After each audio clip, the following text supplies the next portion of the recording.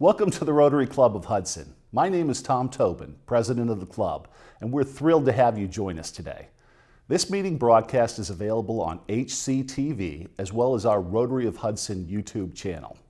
Our club meets weekly at Laurel Lake for breakfast on Wednesday mornings from 7:15 to 8:30. Come out and join us for a meeting. We would love to have you as a guest.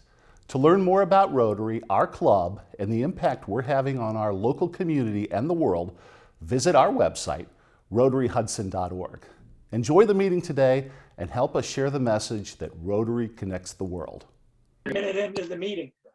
Okay, we started recording. We're ready to start. All right. Okay, good morning and welcome to the Rotary Club of Hudson. It's good to see everyone again this morning. Our invocation this morning is by Phil Tobin. Thank you, Ron. Heavenly Father, we acknowledge your being and your expectations for us as Rotarians, that we be of service to others. Let us renew our pledge and commitment to the ideals and values of the four-way test. With the resources, talents, and influence you have given us, let us always remember that these are blessings from you and that charity and love are the greatest virtues we share. Amen. Amen. Amen. Thank you, Phil. And now to lead us in the pledge and the four-way test, Tom Tobin. Hey, All right. hang on, Tom, unmute yourself and then let me share my screen here. I am unmuted, I believe. Okay, and then, okay. And you should see the flag, right? It's coming up. There we go. All right. Very inspiring. All right. If you'll all join me, I pledge allegiance to the flag of the United States of America and to the republic for which it stands, one nation, under God, indivisible, with liberty and justice for all. Okay. And the four-way test of the things we think, say, and do. First, is it the truth? Is it the truth? Second, is it fair to all concerned? Third, will it build goodwill and better friendships? And four, will it be beneficial to all concerned? Okay. Ron? Thank you, Tom. And now our president, Marilyn Orr. See if we can, how we, okay.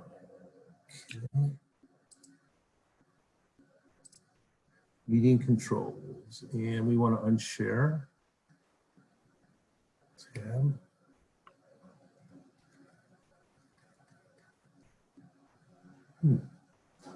Where's the oh, stop share.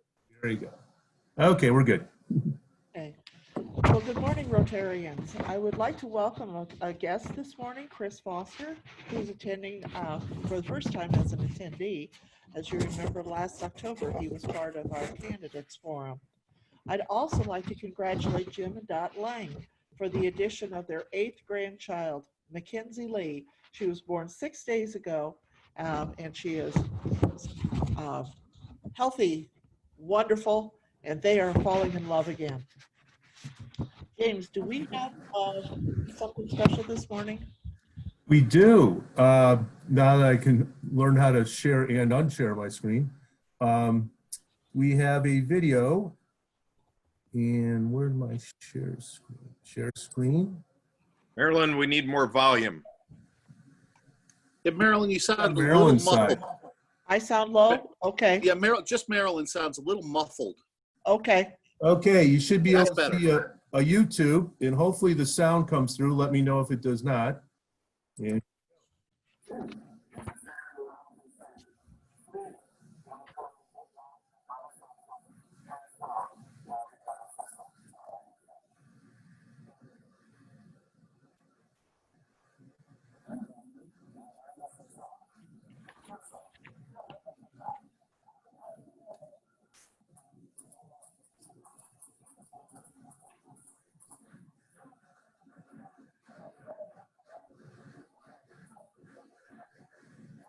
I don't hear anything. Yeah, James, I don't think I hear Oh. anything. No, Sorry about that. Let me stop this. Okay. And stop share. Okay, So I'll work on this, but I had the sound down for this thing, but we'll work on it. Okay. I think many of you recognize the person we were trying to share, and that's longtime Rotarian and a favorite of our club, Dick Pearsall. Yesterday, I spoke with Rotarian Phil Warburton. He has safely arrived in Roswell, Georgia, and he sends his best to the brothers and sisters of Rotarians. And that's exactly what he said. Send my best to my brothers and sisters. His address has been updated in the website. It is 145 Maplewood Drive in Roswell, Georgia, 30075. His phone and email remain the same, and he'd love to hear from us. He expressed an interest in keeping in touch with us, so look for him on future Zoom meetings. He's been a member since March of 2006, a Paul Harris Fellow, and a generous donor to our foundation. And he's also been awarded the distinction of being named an honorary member of our club. Did you catch the newspaper last Wednesday? The Hub. Inside, there was a wonderful article written by Jay Yard. He's done it again. He did us proud with the article about building support of the EMS outreach of Hudson. Also, in addition, there was a half-page appeal for community support from Heidi Schweikhofer, president of the EMS outreach of Hudson and the wife of our local Rotarian, David. Chris Barker, can you unmute yourself, please? Yes. Chris is a member of the EMS Outreach Board, and I've asked her to share initial results of that appeal. He has been overwhelmed with the showing of support from the Hudson community.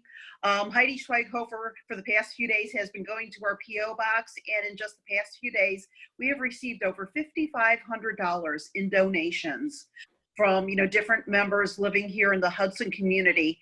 And as we open the envelopes, it's so nice to see there are even small little notes of saying, thank you for all you do.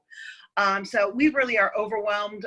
We will probably receive more donations. In fact, I have a stack of checks I actually need to process today. So thank you to all of you that have personally donated, and thank you to those in the community that are listening to our broadcast. We're so grateful, and we know that purchasing the PPE equipment is really going to help keep a lot of us safe here in the community. That's wonderful. And of course, as we remember, the EMS outreach is primarily a volunteer organization. It's really important that we keep our volunteers safe.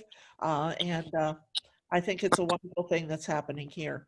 Remember that this is a joint project between our club as well as the Clock Tower Club. And in support of that, we are running an internal fundraiser with the Hudson Wraps. Donna, would you like to give us an update on that? Sure. Okay, 32 rolls sold and delivered, 38 rolls to go. And James, if we could put the slide up so they can see the options, but this is Hudson, our community. It is gift wrap that is very customized to us with icons that you can recognize, and just really, it's beautiful, it's charming. So every single dollar that you pay for this goes to our foundation. If you want one single roll, $12, 2 for $20, we'll give you the set. And if you can email me, and I'll go a step further, if you want to drop something in the chat box during this Zoom meeting, I'll follow up and I'll email you after. But just tell me how many rolls, and then we'll coordinate delivery. Thank you very much for your consideration.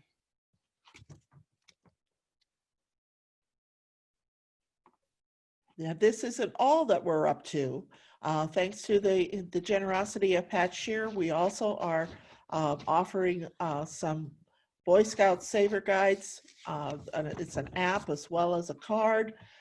We have to date raised $110, and I'd like to report that 100% of that donation is going to be going to the Rotary Hudson Foundation. So now there's not a competition here between Donna and I, but honestly, we've done better on a fine day. So let's get some orders in for Saver cards. I will be the person responsible for distributing those. Expect to see them generally coming through the mail. Okay, at this point, I'm ready to turn the dais over to John Adams, and let's hear about today's exciting program. John, can you please unmute yourself and let's get started.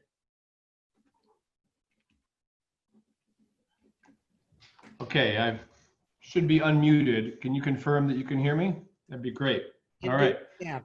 Well, thank you for the nice emails that I received from several of you about last week's program. I thought it was fun, and again, I've always thought there's so much talent and stories in our very room of the members that it would be neat to hear from them on some things. And so we're going to run with that theme for this month. Speakers Committee met last night, and we plotted out the next 3 months, so you'll be hearing more about that later. But this morning, I'm pleased to say that the 3 Rotarians that have agreed to share with us this morning is Mike Swain, Liz Kwolek, and Keith Viers. The format's going to be the same. We're going to do 10 minutes each.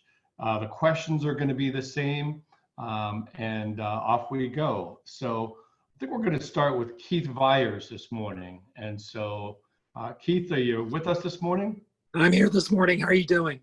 Good. How is your voice? I know. Why don't you share with us a little bit about what you've been through? Let's start there. Okay. Well, my voice is starting to get better. What basically happened was in January, I had blood clots in my lung, which I think some people know. We were still getting together at that point. When they were diagnosing what was going on with me, because I had to rush to the emergency room when it happened, they noticed that there were nodules on my thyroid. So long story short, those nodules wound up being cancer. So early last month, I had my thyroid removed. So I'm kind of recovering from that surgery. The voice is just the vocal cords from, being stretched and, having to go through the surgery and so forth with everything that went on. So every day I get to sound a little bit better. So I appreciate everyone bearing with my crazy voice right now. Absolutely. Well, we're glad to hear that you're on this side of it, Phil, and we wish you continued, Keith, wish you continued recovery and good health. Thank you. It's amazing how much you take good health for granted until you don't have it anymore. So you do. So, well, great. So, you've been a newer member of the club, I believe. And so why don't we just start with, let's get to know you and your background. I understand you're with the bank in town, but why don't you tell us about yourself personally and professionally and how long you've been in town? Let's start there. Okay. Well, I'm a lifelong resident of this general area. I grew up in Cuyahoga Falls, lived there, during my formative years, if you want to call it that. Moved to Monroe Falls in the mid-90s. That's where I met my wife, Lynn. She was actually my neighbor in my apartment building. I met her the day I signed the contract. Matter of fact, she's probably the reason I didn't sign the contract. So to be honest with you, I met her when I was taking a tour of the apartment. So from there, we moved to Stowe, which we've lived in Stowe since 2000. I've been working in Hudson at Northwest Bank since November of 2018. I've been in banking almost 25 years now. So I've been with Northwest for a little over 2 years at this point. I started off at the Stowe office and then transferred to the Hudson office when the position became available. I've got 2 beautiful daughters. Sarah is my oldest. She's 18. She just finished her first year at Kent State University, where she's studying communications and public relations. My youngest is Christina. She's 14. She'll be starting Walsh Jesuit High School this fall. So I'm very blessed to have a beautiful family. My mom lives at Cardinal Village in Cuyahoga Falls, and I have one brother, Chuck, who lives in Twinsburg. So everyone's pretty local then. That's great. Pretty much, yes. Oh, good. So, and how long have you been with Rotary now? Really, I started Rotary in, I think, 2018 when I came on board in Hudson. I met Rich Warfield, and he, invited me to come to the Rotary Club, and I'm really blessed that he invited me to come. I really appreciate it. It's a great organization. I've always in my career been involved in community service. When I was in Kwolek Falls, I was very active in the Kwolek Falls Chamber of Commerce. I was the president of the board of directors in 2014. I served in Kwolek Falls on an advisory board for the school system. I've always taken public service seriously, and I feel that, you know, when you work in a community, you need to give back to that community. And I feel that the Rotary Club really aligns with my philosophy of doing for others and making the community stronger and a better place. Is, you know, with all the things that Rotary does and the different facets to it, is there a piece that you connect with the most that you know, is there an area of Rotary that you're finding the most enjoyment with? I'm still exploring all the opportunities there. I do serve on the foundation board, which I do appreciate being a part of that, because, you know, a lot of good opportunities come to help the community through that board. We get to discuss those opportunities. So I'm appreciative to be a member of that. I'm always looking for other ways to help too. So I've always been one who likes the hands-on type of activities and so forth. So I'm looking forward to being more involved as, you know, things start to go back to more of a sense of normalcy to where we can start doing more of those things. I think we're all waiting for that sense of normalcy to be able to go back and doing those kinds of things. So I don't know when that day's coming. I don't know that normal as we know it will ever exist again. I agree. I don't know that we'll ever go back to the way things were. So, you know, with the experience of the COVID and the pandemic, I've been asking people the question, you know, how did you grow? How would you say that you grew as a person, personally or professionally? Is there an area that you really use that time to sharpen the saw, so to speak, on a skill or an area that you came, you know, now you're a different person on this at this time than you were maybe at the beginning of the pandemic? And we're not talking about the COVID-15. So yeah, what do you think?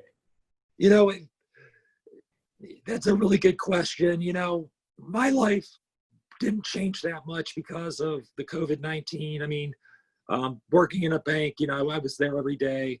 You know, we participated in the PPP process. That took up a lot of time early on, and I was really proud that we were able to do that because, you know, there's a lot of businesses that are out there that, you know, didn't know what was going to happen. They had people to take care of. You know, everything was uncertain. So I was really glad that we were able to help those people where I work at Northwest. So I guess some of the things and also, I mean, we weren't really financially impacted. My wife, you know, she maintained her job. She just has to work out of the house right now. The kids were able to finish their education.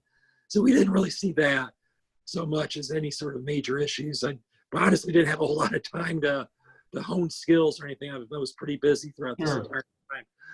But I think really what the COVID situation, and as well as my own personal health situation, it kind of goes back to what we were talking about earlier, just being more appreciative of things, really not taking life for granted, not taking what you have for granted, realizing that you're blessed for what you have, and trying to live each day more positively, focus on the good things in your life, not so much the things that maybe you're not happy about or things that you wish were different. It's a really good perspective. You know, I haven't really asked this question, had the opportunity to ask a banker from this perspective. Sure. What was that like with the PPP? I mean, the rules were being made up as they went, and then all of a sudden the flip is switched and the applications are flying in. Right. I mean, that just seemed like triage, essentially. It basically was, to be honest with you. At the very beginning, I mean, the rules were changing every hour, it seemed like. I mean, it was a brand new program that had never existed before. It was pretty chaotic. I guess for me, I mean, you know, it was a lot of long hours, but I mean, you know, definitely well worth it to help people. What really, I think, impacted me the most was just wanting to help. You know, every business owner you talk to, things were so uncertain for them. They didn't know what was going to happen. They were desperately trying to help their employees, desperately trying to keep their businesses going because, you know, nobody knew what was going to happen. And, you know, I felt I took that on personally. I wanted to do what I could to help every single person that I interacted with. And, you know, there was frustrations with people because, again, like you said, people didn't know what was really going on. But, you know, I looked at it through the lens of, you know, doing good for others, and that the people that were coming to us were trying to do good for themselves and for their families and the families of their employees. So, you know, it was a crazy time. And, you know, I'm proud that we were able to help out, and I'm glad that people are able to continue to provide for their employees because of that program. And I would certainly do it again if we need to do it again to help people.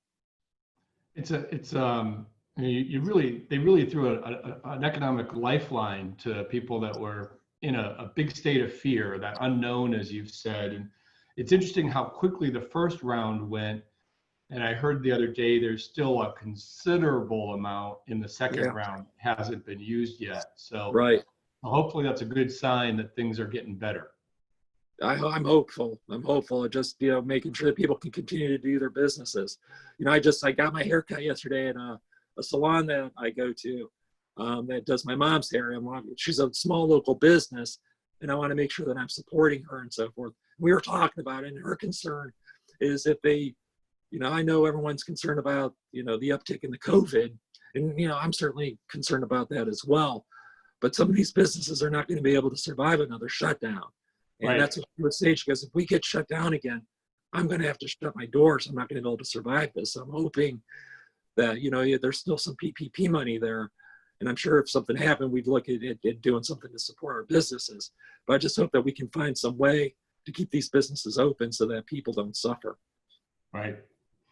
Well, you kind of went into this last question already. So, you know, I've been asking if there are pearls of wisdom that you would want future generations to reflect upon because of these times of the pandemic, or even, you know, bringing in this times of huge social unrest. Right. You know,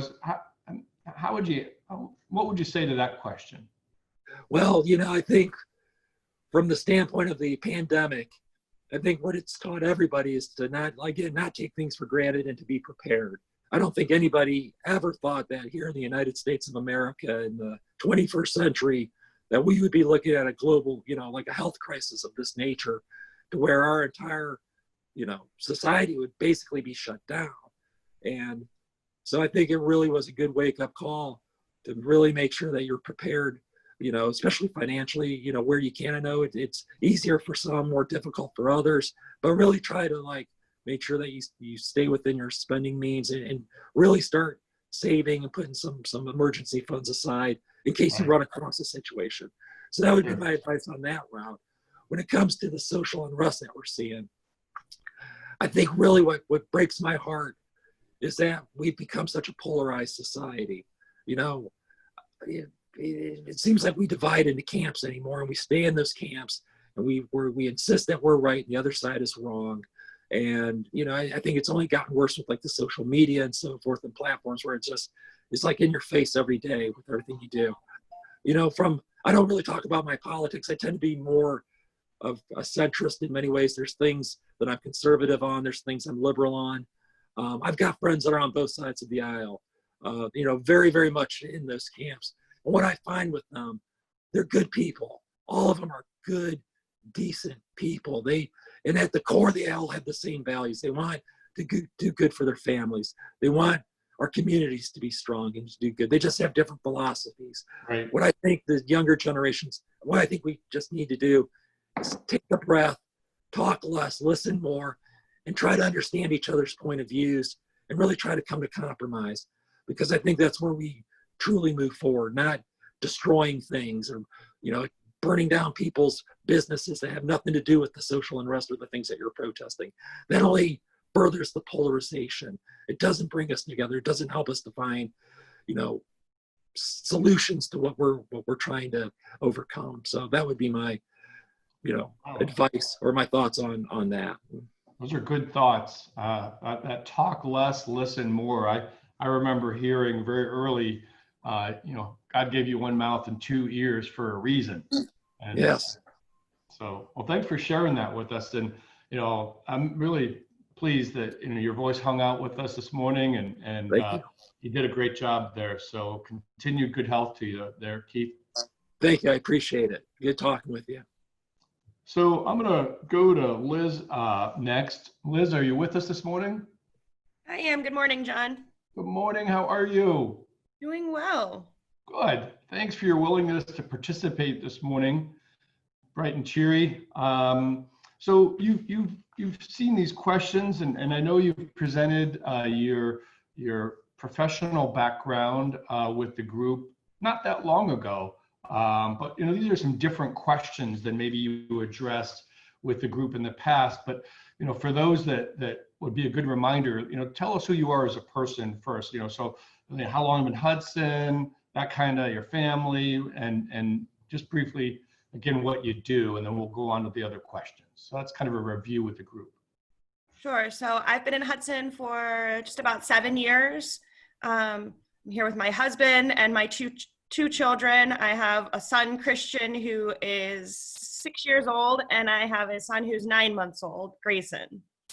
I'm a sales and marketing director for an internet and cable provider. It's actually a regional provider that's based out of Massillon is where they're headquartered. When you look at the size of providers, there are more than 600 providers. We're in the top 50 as far as size. So you have your 5 big guys, and then you have tons of other guys, but we're still within the top 50. So we're actually a decently sized provider. Let's see. I feel like I've said all of these things to you guys before, so I don't want to bore everyone. No, that's good. That's good, and I appreciate that. So, let's go to what brought you to Rotary then? What was the interest in joining Rotary? Sure. So I started my Rotary life when I was in high school. I was the treasurer of the Interact Club at Canfield High School. I was in Interact for 4 years. The reason I had joined Interact was because I wanted to be in a service organization that actually did volunteer work and actually did work. And what I found at my school was there were a lot of clubs, and a lot of them didn't do anything except for our Interact group. And they actually did a lot of service work, a lot of programs. So I was really involved in that. I actually participated in RILA when I was in high school. And then I kind of was on a hiatus. There wasn't a Rotaract when I was in college or anything. When I came to Hudson, I was going to all of the different fairs and stuff.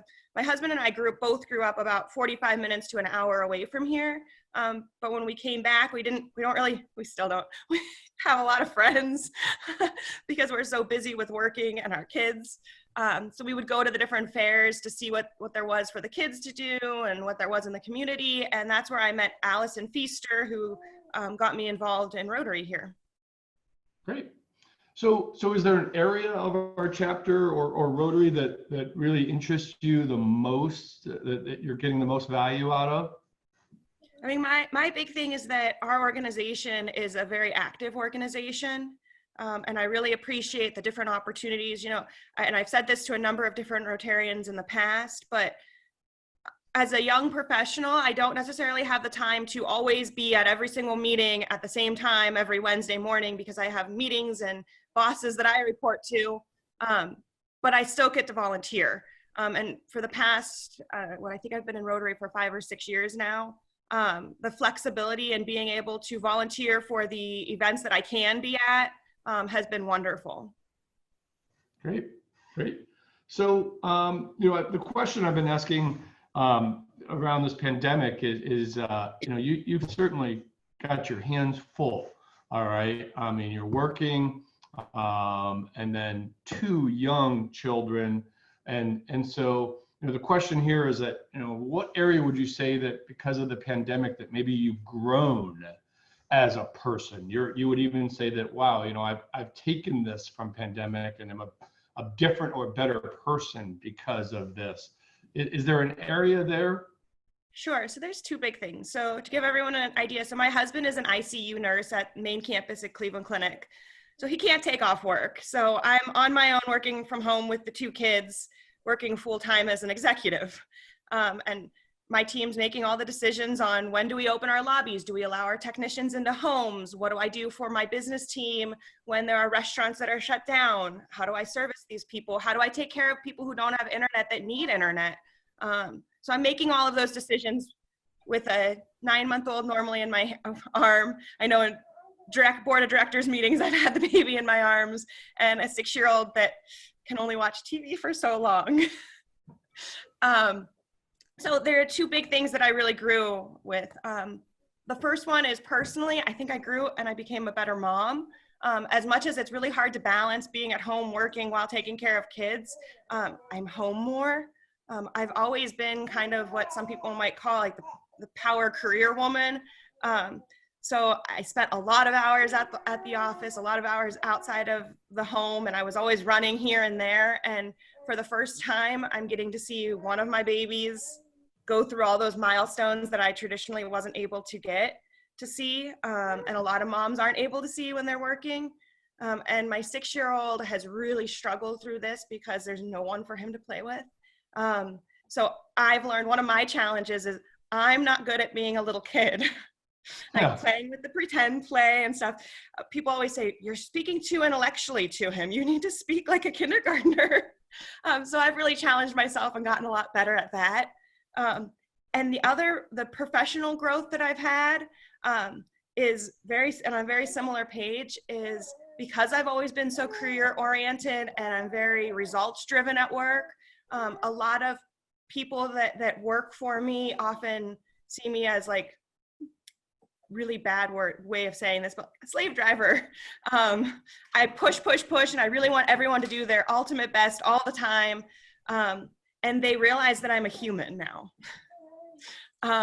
And I know that sounds really strange to say, but when they hear me being like, hold on, wait a second, I have a baby screaming. Wait, hold on. Oh crap, somebody just pooped their diaper. Wow.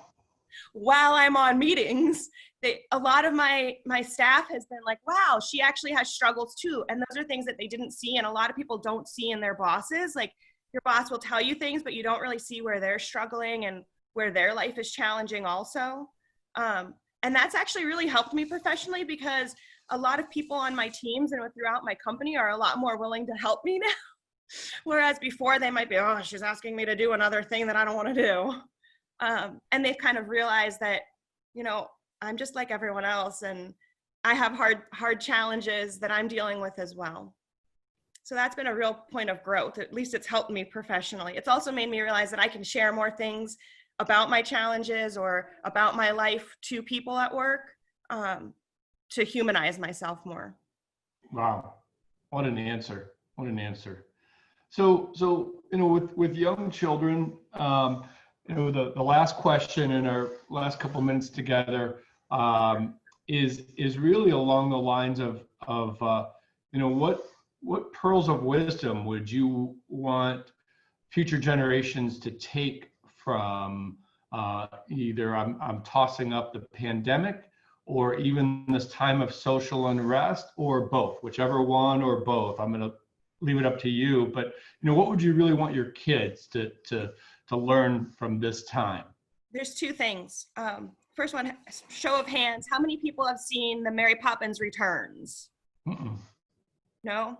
Okay, well, there's a song in it called Turning Turtle, and it's been my family theme song since everything happened. And the song is all about how your upsie is your downsy, your Wednesday's your Friday, your Thursday's your Saturday, your head's your feet's your head. It's all about everything is all turned around and nothing is right. And in the song, they're dancing around and like they're upside down, standing on the walls and the ceilings and stuff. And we've been joking that this is our theme song because literally everything has been turned upside down. You never know what's going to happen and you can't bank on anything.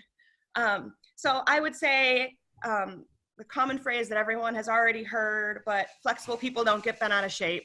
And that's a reoccurring theme that I've been saying at my company. We're debating whether tomorrow we're going to open up our lobby. It just happens that it's really bad timing as numbers go up. So as we're making these decisions, I've told people, hey, we're planning on opening tomorrow, but at midnight tonight, we might say, never mind. Or tomorrow morning before the office opens, we might say, no, never mind. We'll try it again another day. So just be flexible. And the other thing, and this is something that I'm really honing with my son, the 6-year-old right now, is everything is about making choices. We're seeing a lot of people, my family errs more on the side of caution. My husband has seen these people sick and on respirators and stuff. We live right by Barlow Farms. We see the kids playing baseball, not standing 6 feet apart. We see all the parents right next to each other without masks on.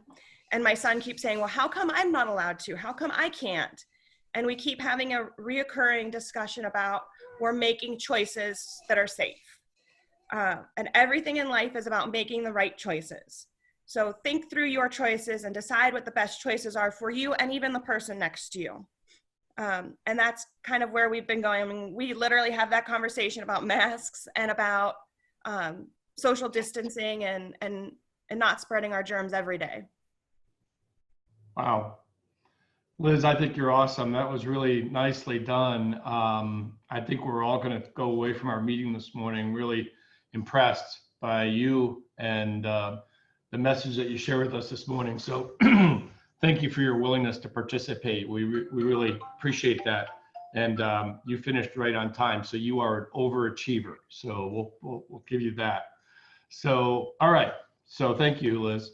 Thanks, John. All right. We are gonna, our last member that I'm gonna ask and interview and get to know better this morning is Mike Swain. Mike, are you with us this morning? I am. Can you hear me okay? Can hear you totally fine. All right. So Mike, thanks for sharing with us this morning. I'm looking forward to getting to know you better. I know you as a retired marketing person, and I know you as a devoted fisherman. And so I'm looking forward to hearing more about your story here. So let's start with that. Tell us a little bit about who you are and your background.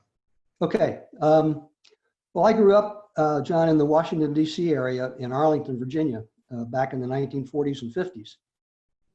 I was born too early to qualify as a baby boomer, so I'm a member of what they call the silent generation. I went on to college at Virginia Tech, and I graduated in 1965 with a degree in mechanical engineering. And then kind of the whirlwind started, but right after I graduated, 3 days after I graduated, I married my college sweetheart. And then 2 weeks after that, I started work for Alcoa Aluminum. And 11 months after that, our first child was born in 1966, and I had just turned 22. My career with Alcoa lasted over 40 years. And along the way, I got an MBA degree at the University of Pittsburgh at night, and we were blessed with 3 healthy kids, all born in a different city. We went through the 8 corporate moves, Pittsburgh, Pennsylvania, Rochester, New York, Chicago, Longview, Texas, St. Louis, Missouri, and then Cleveland, where we took up residence in Hudson in 1986. And then from there on to Tokyo, Japan, and then back to Hudson in 2005.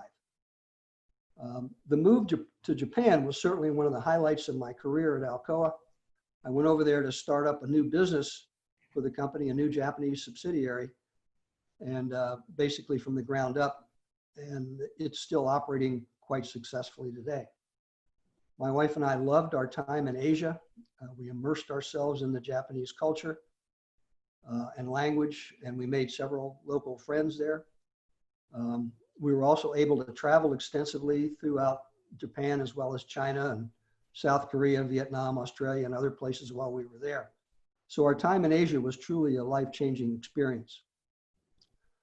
So anyway, I retired from Alcoa when we left Japan in 2005, and my wife and I moved back to our home in Hudson, which we had kept the whole time we were gone and rented out.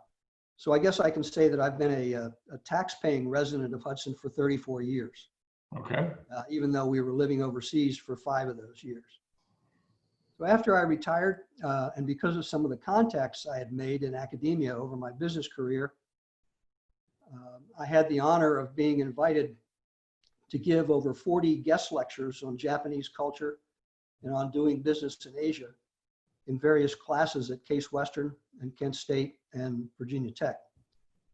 And in 2007, a couple of years after I retired from Alcoa, I was invited to become an adjunct instructor in the MBA program at Virginia Tech. So after only 2 years of retirement, I went back to work teaching a course called Global Strategic Management to executive MBA students. it was a great feeling to be invited back to your alma mater to teach. And I enjoyed teaching very much, but one of the things I learned is that teaching is a lot of work. And I wasn't getting any younger, and I had a lot of other things I wanted to do. So I retired from my second career after 7 years in 2014.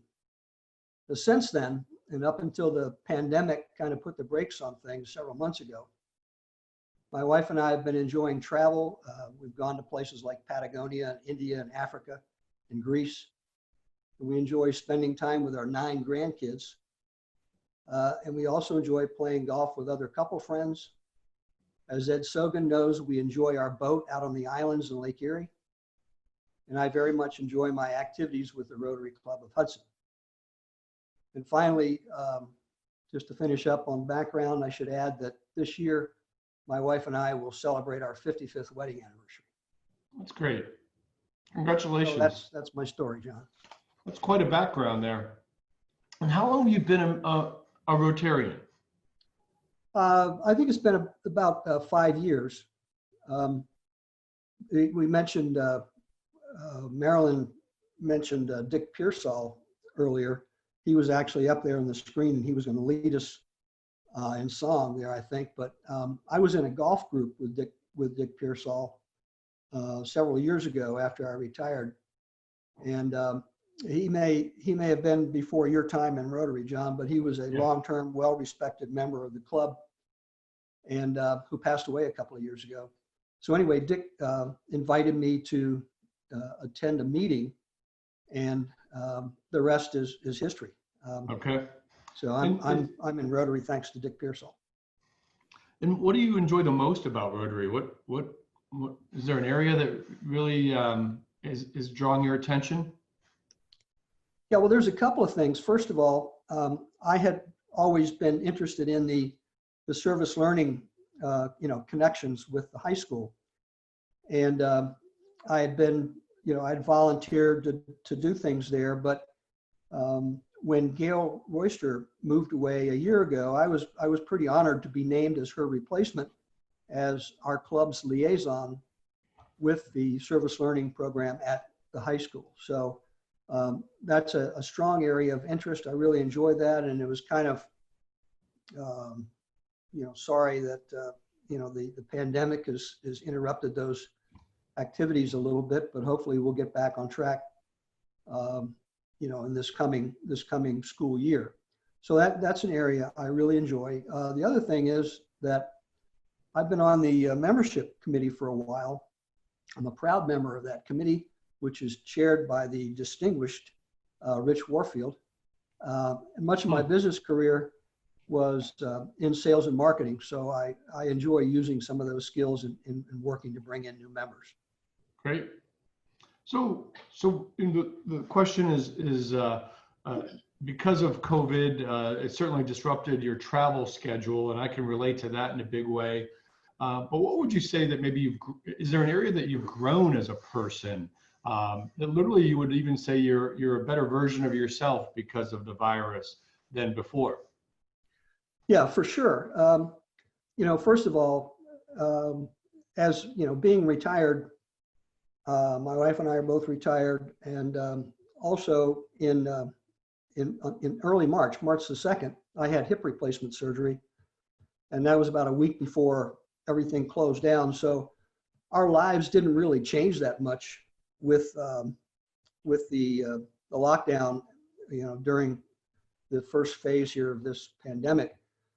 I kept, doing my physical therapy, and we kept reading our books and taking walks and all that stuff. But the main thing is, in terms of growth, is that, just a little bit of background, but we have two kids who went through the Hudson High School system who both became medical doctors.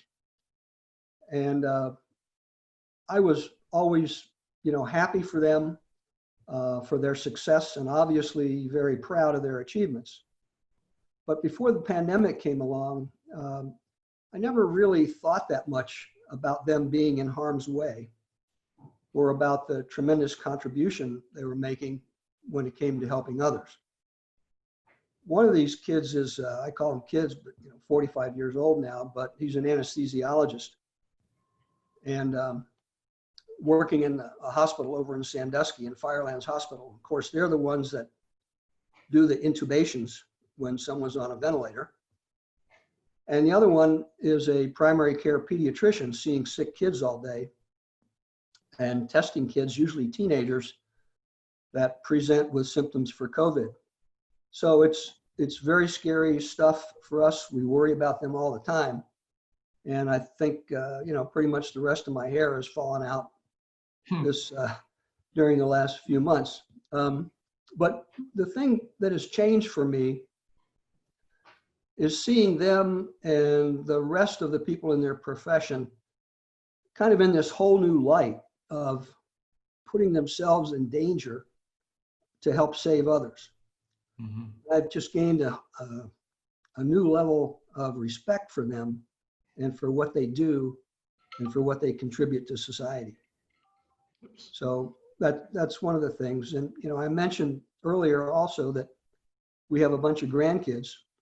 They range in age from 24 down to 5. And the 2 doctors I just mentioned each have 3 kids. So that's 6 of the 9. And under normal circumstances, we would have had, them over to spend the night with us several times. We would have visited the ones down in North Carolina a couple of times this year by now. And so, one of the sad things for us because of the pandemic and because, these kids have parents working in healthcare is that we haven't been able to see 6 of our grandkids as much as we would like. We just saw 3 of them just very recently, but when we do see them, there are no hugs. And Catherine, that's a disaster when there's no hugs. I mean, no hugs allowed. And so we have to keep our distance from our own little grandkids. So I guess the situation with the pandemic has taught me, and this was brought up earlier, I think, by Keith, but not to take anyone for granted, not to take those hugs for granted. Each one of them is special. Right, Catherine? Right. Wow. It's got to be tough not to hug a grandchild. Yep. So words of wisdom. Yeah, we're on our last question is words of wisdom that you might want future generations or those grandkids to know at this time around the pandemic or the social unrest. Yep. First of all, from the pandemic, again, Keith and I share the same thing, but appreciate family and friends. Everyone's special. Never take anyone for granted. And the second one, this one refers more to the social unrest, but I'm a big fan of history. I've always been fascinated by ancient Greece. Democracy, kind of as a form of government, was born in the city-state of Athens in the 6th century BC. But it fell apart in chaos after only about 300 years, when they got to a point where they tried to please everybody and they couldn't agree on anything. So my second set of words of wisdom are to remember the words of Winston Churchill and several others who have said, those who fail to learn from history are condemned to repeat it.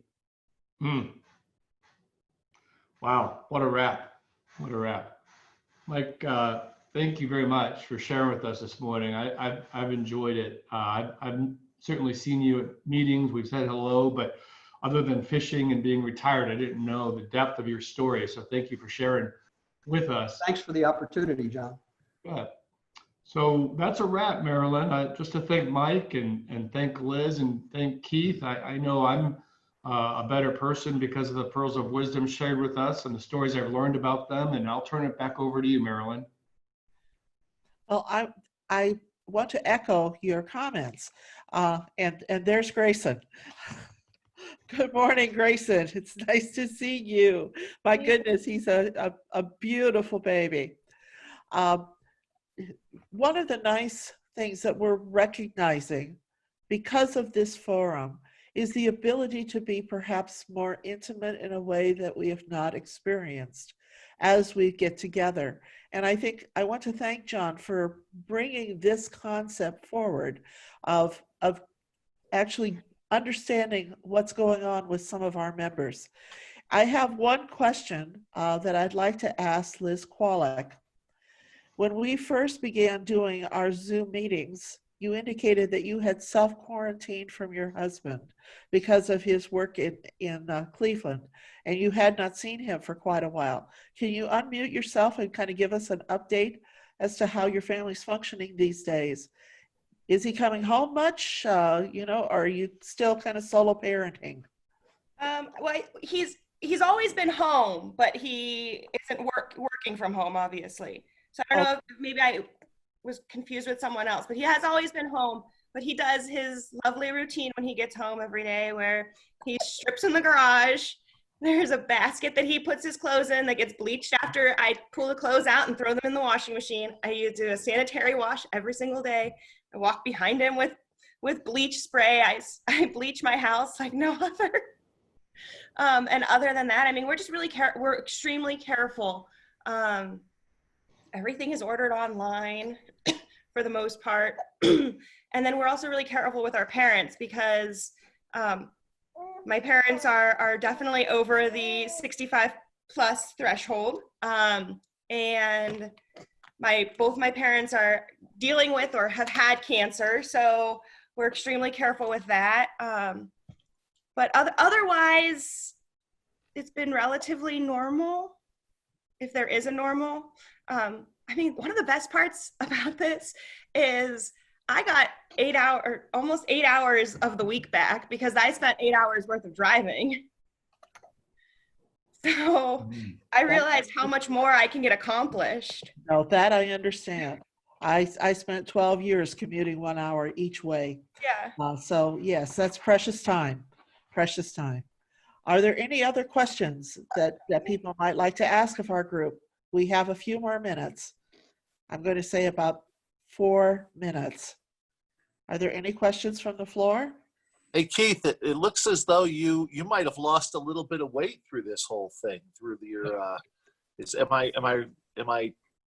think it's an optical illusion, actually. But thank you for saying you made my day. You look good. You look good. Thank you. Thank you. I appreciate it. Oh, there's a Warfield. Hi, Mimi. Marilyn, I would like to thank Chris for joining us this morning as our guest, and feel free to dial in future meetings. And at this point, Chris, we just don't know when we're going to get together. So be patient with the environment that we're operating. And Mike, I'll slip you your $20 bill on that wonderful comment you made about me earlier. Yeah, I was wondering about distinguished Rich Warfield. I don't know who he is. I was just going to say, I'll work on the video with Donna. I thought we had it working where we can get the sound, because I think it'd be fun to play some clips from past meetings, like Dick Pearsall leading us in song. Amy, you had a question. Yeah, actually, it's not a question. It's a comment to Chris. And if people don't know this, and they might not, during the early part of COVID, when the U.S. Post Office declined to deliver mail to Laurel Lake, Chris was one of the people who stepped up to the plate and became our mail person for 3 weeks, something like that. Yeah, something like that. Took his own time off work and came and made sure that the mail got delivered here, which was really awesome. And then he dragged some of his friends, like our congressman and Casey Weinstein and Dave Basil and some other their council people periodically came in to help him, because it's kind of like a 3-hour job. When he left, I inherited it. You want it back. Actually, I kind of missed the job. It was, it was one of those peaceful jobs where you do it and you go home, you don't have to worry about it again until tomorrow. Like, you know, I delivered everybody's mail. It's all there. So It's all good.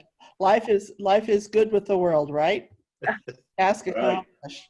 Do we have any other questions? Marilyn J. Yard here.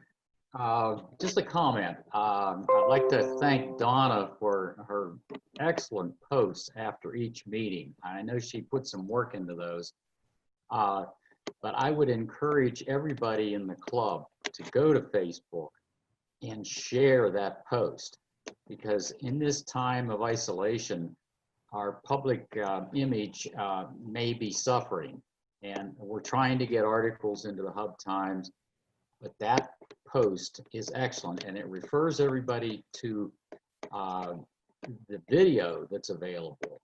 And so people that maybe are interested in Rotary, don't know what we're about, can listen to some of these programs that we've had recently, and they have to be impressed with the membership.